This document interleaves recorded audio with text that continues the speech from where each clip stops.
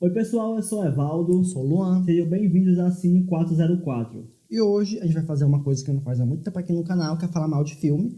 A gente trouxe uma lista de 5 filmes que prometeram muito nos trailers e não entregaram nada. E se você quiser saber qual foram os filmes que a gente escolheu, fique com a gente até o final desse vídeo.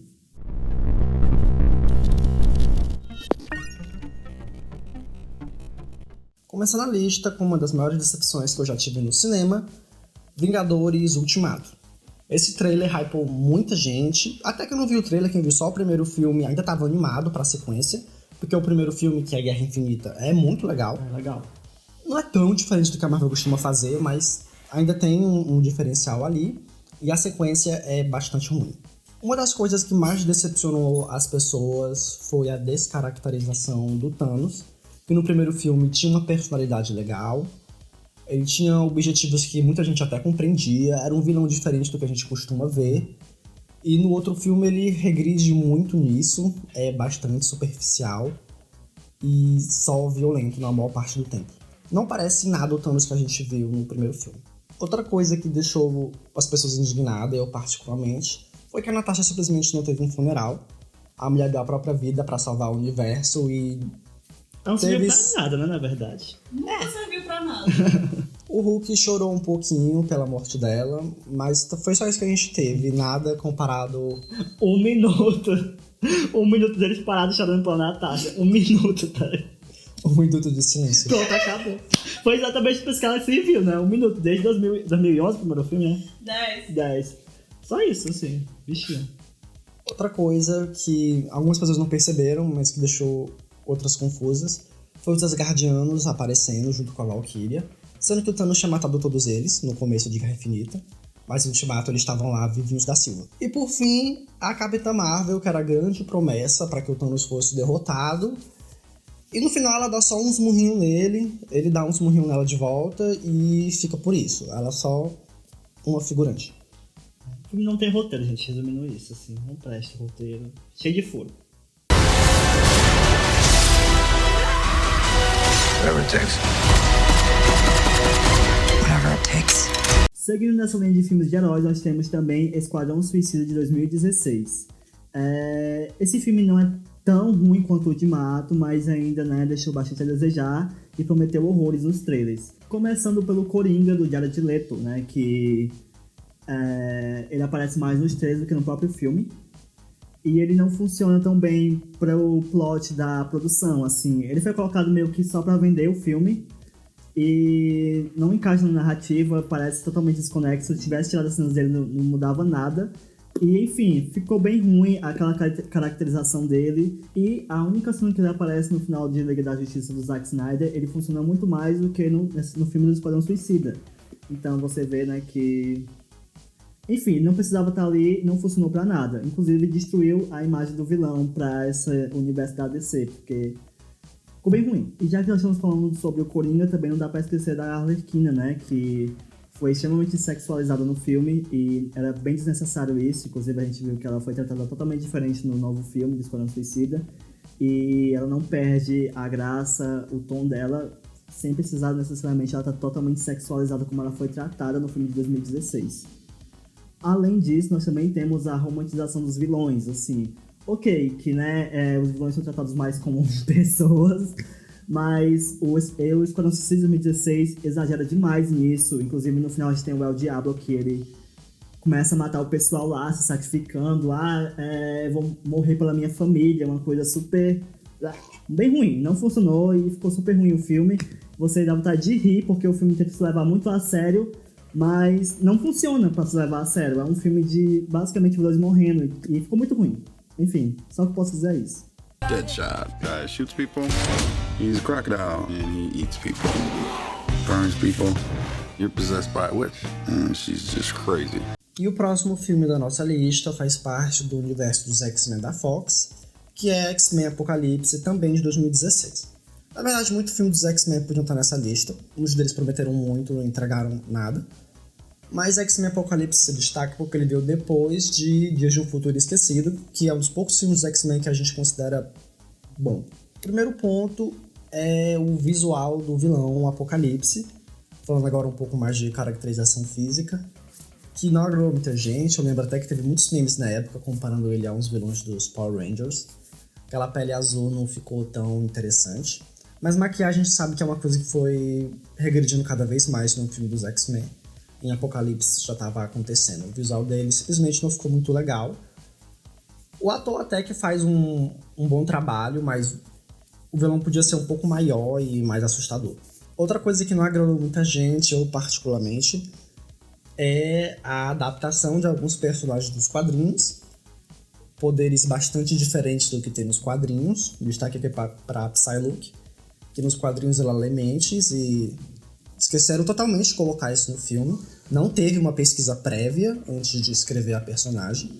E eu acho que se você faz uma adaptação de quadrinho, o mínimo que você tem que fazer é ler o quadrinho, né? E ficou muito perceptível que isso não foi feito. E o de sempre que tem em todo filme dos X-Men, que são os erros de cronologia. O Anjo aparece de novo, sendo que ele já tinha aparecido em Confronto Final, com outra idade, outra época. E agora é feito de novo por um ator diferente. Uma hora tá nos anos 80, outra tá nos anos 2000, sempre jovem. Os erros de cronologia nesse filme também são tão imperdoáveis quanto qualquer outro dos X-Men. Everything they built will fall, and from the ashes of their world, we'll build a better one. O próximo filme da lista, saindo um pouco desse mundo de heróis, é Animais Fantásticos 2, que estreou em 2018.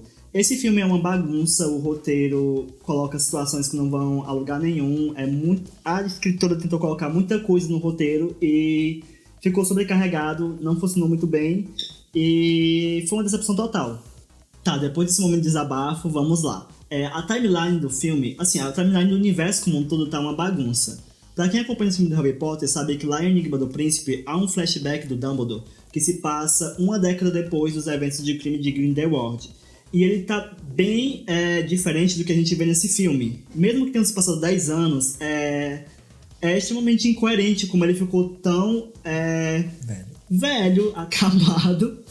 E inclusive teve vários memes na internet na época, tipo, que os anos não foram gentis com o Dumbledore, porque ficou bem estranho, assim, essa diferença. É mais ou menos o que acontece também em os X-Men, como a gente já falou em outro vídeo aqui no canal. Outro grande problema desse filme são os personagens que são mal aproveitados, os que são introduzidos, e os que já estavam do primeiro longa, que é muito bom, tem os seus arcos totalmente destruídos, assim. Então é bem frustrante o modo como eles foram tratados, como foram colocados, introduzidos e desenvolvidos nessa sequência. E o mais importante, os Animais Fantásticos, que levam o nome título do filme, só servem como pano de fundo.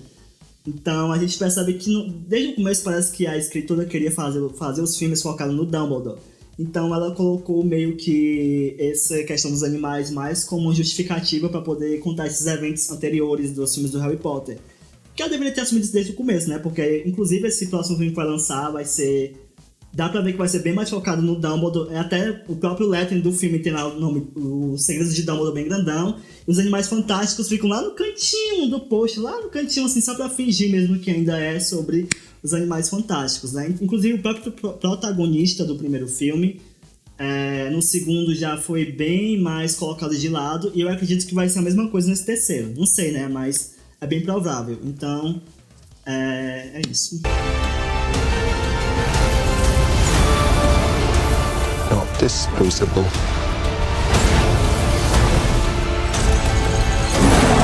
E a gente deixou o pior pro final, que é O Último Mestre do Ar, do Shyamalan. Esse filme, mais do que a maioria dos filmes que a gente falou aqui, realmente tinha muita coisa pra dar certo, porque a Saravatar fez muito sucesso e faz muito sucesso até hoje. Então, eles não tinham que se preocupar tanto assim com divulgação, eles tinham um terreno muito bem preparado.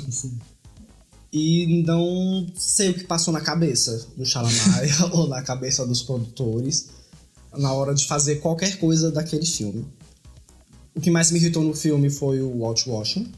Todos os personagens de Avatar são asiáticos e não tem nenhum asiático no filme Avatar. Todos os personagens são brancos. Eu até gostei do Zuko, ele é indiano, foi interessante, mas ainda não compensa essa falta racial. Outra coisa que também foi bastante medíocre nesse filme foram as batalhas. Trago até um destaque aqui para a batalha da Katara contra o mestre dela, que na animação é uma grande coisa, e no filme eles só jogaram uma bolha de água um no outro.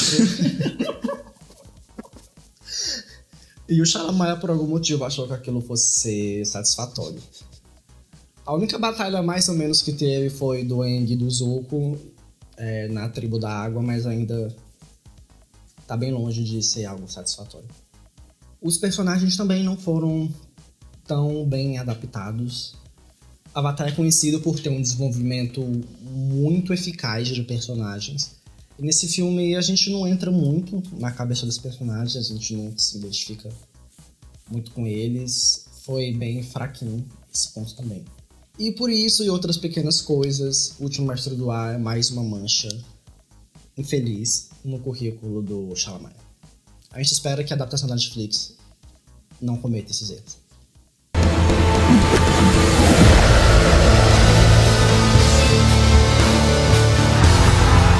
Your destinies are tied, Zuko. Bom, pessoal, esse foi mais um vídeo aqui da Cine 404. Se você tiver gostado, não esqueça de deixar o seu like.